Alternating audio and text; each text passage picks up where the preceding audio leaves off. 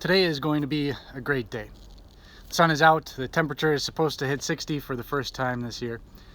I'm ready to get my work done so I can spend the afternoon doing yard work and enjoying the outdoors with my family. You know, the sun is powerful. When it rises, it gives energy to everything that it hits. The sun breaks the dull, tired existence that darkness creates.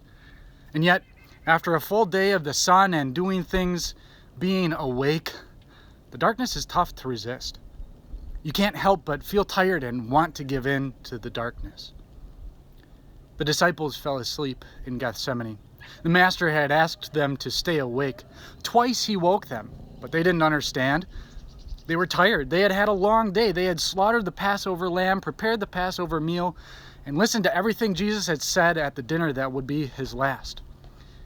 It was too much for them, though, and they slept. By the third time Jesus woke them, the enemy was already there. Smoke billowed from the torches. The light from the flames reflected off Roman helmets as Judas led the soldiers. He approached the Master and kissed him.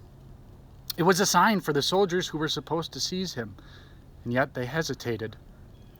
When Jesus came forward to meet them, they backed away, flinched, and stumbled to the ground. But then they conquered their fear before this strange prophet, and they regrouped and pushed forward to arrest him. Peter then drew his sword and swung, but he was rebuked. If anyone was going to fight for Jesus, there were more than 12 legions of angels ready to hurl themselves at anyone who dared to assault God's Son. But this wouldn't happen. The scriptures had to be fulfilled. The powers of darkness ruled. The darkness that descended over the world after man had followed the tempter and became marked by his hand was thicker now than ever. It closed in around God's own Son to annihilate him.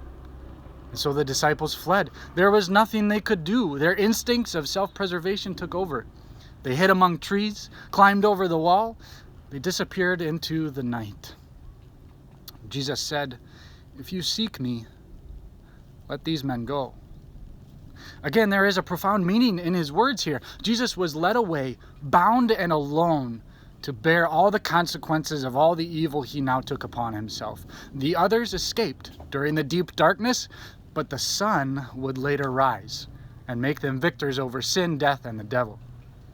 We belong to those who escaped. We belong to the ones to whom are given the gift of forgiveness and eternal life, free from any punishment for sin, free from any price to pay, free because Jesus took the blame so we could escape, free because the Son rose to make us victors, armed and ready to fend off Satan yet another day.